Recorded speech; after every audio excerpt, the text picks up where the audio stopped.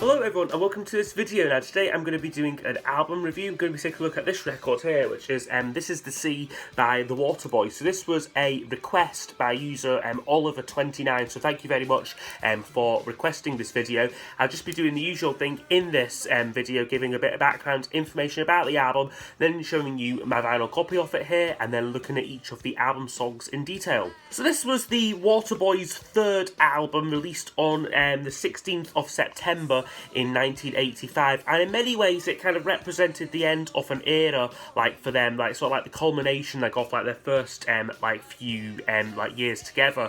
Like as like following like this album, like they would lose a key member, like in like Carl Wallinger.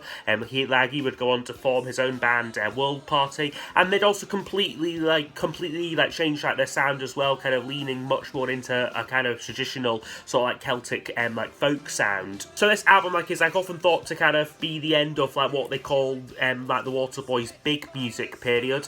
It was written mostly while on tour. Like they were touring like America quite extensively, like in like 1984. So like some of like the tracks like for this album like were like sort of like rehearsed and kind of like performed like on like that tour, which meant that when like they went into the studio like to record the album towards the end of 84, early 1985, they had a generally good idea like of like the material, like a good grasp like of like the songs. Like however, like the recording for this was quite spread out. Like they used 5 different studios like to like record the album, and I think there's I think there's like a few different producers like on here like as well. So overall, the album would be the band's commercial breakthrough, containing their first and only real sizable hit, like The Whole of the Moon. Although that song like would only become a big massive hit like when it was reissued in like the 90s. However, the album like did pretty well like at like the time, reached number 37, so it was their first charting album. And like although they would improve on this placing like on like some of like their later albums. The album is also quite highly like regarded. It is considered as one of the best albums from 1985, and like Mike Scott like the Waterboys like lead singer and songwriter said that it's the album which he achieved all of his youthful music ambitions on. So I'll just show you my vinyl copy of it here. This is a European pressing. I bought this when I was in Amsterdam a few like months back. So there's a nice cover there. It's got kind of like an embossed sort of cover there, which is like quite nice. There's the back of it there, just photos of the band members and the track listing. And you've got a sort of custom inner sleeve of this, just with all of the lyrics there. And then the record itself looks like this. This one is on Island Records here, there. So yeah, that's the vinyl record looked at. So I will now go over each of the album songs in detail. There's a total of 9 tracks here, so I'll score each track out of 10, and then use those scores to give us a overall percentage marking for the album.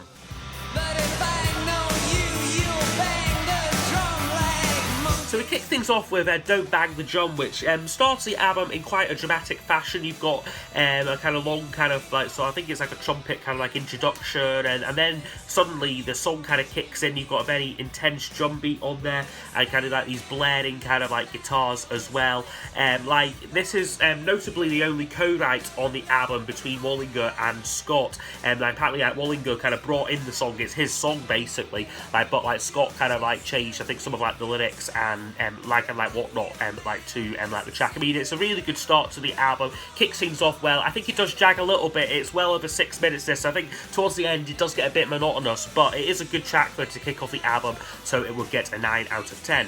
You saw the whole of the moon. Next track up on the album is The Whole of the Moon, which, as I've already mentioned, is a classic song. It's for me one of the very best like 80s songs. It's based around this very infectious kind of like piano refrain, and the song just builds up perfectly. Kind of starts with like that piano, and then you get all the kind of different instruments like coming in. Lyrically, it's really great. It's kind of about like admiring someone who's kind of like the opposite to you, or has kind of, or like is a kind of like on it is like particularly like inspiring. So he sort of sings like on it like, I was grounded while you filled the skies, I was dumbfounded by truth, you cut through lies. So yeah, great lyrics. I mean, there's a bit of speculation about who or what the song like is like about, like with names like like as diverse such as C.S. Lewis and Prince, like often like batted about. And again, I just think it's really great from a kind of songwriting point of view, from a production point of view, like as well. You've got some quite like innovative things like going on. I think there's bits like where something like the brass, it's kind of sort of hard panned, and it's kind of almost like it's like answering like each other, like, which is like really clever.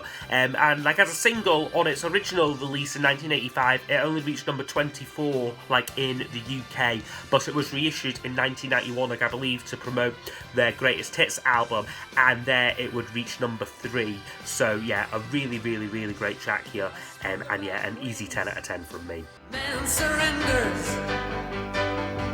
spirit won't. Okay, next up is called Spirit. Now this one is a much more stripped back kind of song. It's a very simple and quite direct song. Basically, yeah, it is a very spiritual song, like as like the name like would like suggest, with yeah, like quite direct lyrics like man seems, spirit is, man dreams, the spirit lives, kind of like these kind of slightly philosophical like lyrics to it. I mean, it's a very short song. This, I think it's barely 2 minutes, this one here, and there would be a longer version which would appear like as a B-side, but I quite like it like as this very simple kind of teaser like of like a song, like, to be honest, and I think it nicely sets us up like for like the next track.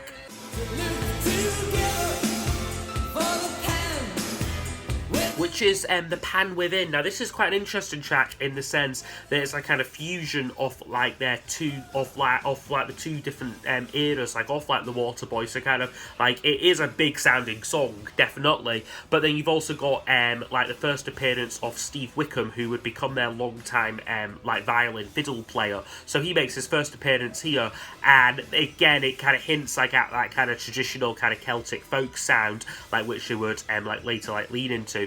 Again, lyrically, this is another one very much concerning like spirituality, with like lyrics which touch on like sort of like meditation and like the Greek god Pan.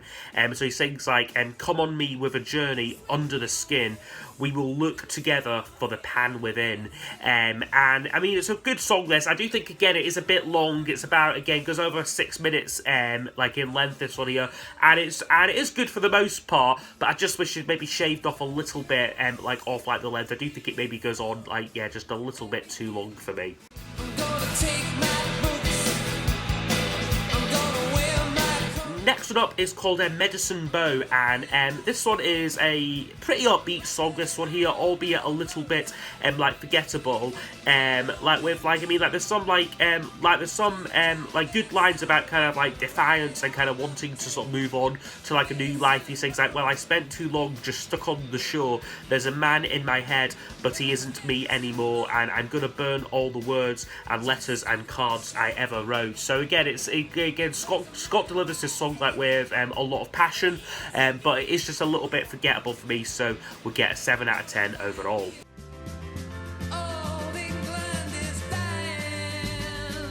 Next up is Old England. Now this is another really good track, I feel. Interesting kind of time signature like on this one here, like or like at like very least it's kind of like it's like a slightly awkward kind of syncopated like piano part, which gives it a slightly like uneasy feel, but I think really works, certainly when like kind of teamed out with like the lyrics, which is basically kind of quite a political song, of basically like a takedown like off like Margaret Thatcher's Britain, describing like how like her like economic policies have led to like desperation like amongst like the poor. He sings like, a man looked up on a yellow sky and the rain turns to rust in his eyes, rumours of his health are lies, old England is dying. So yeah, it's a great song, I think, and yeah, really good track, so we're getting 8 out of 10.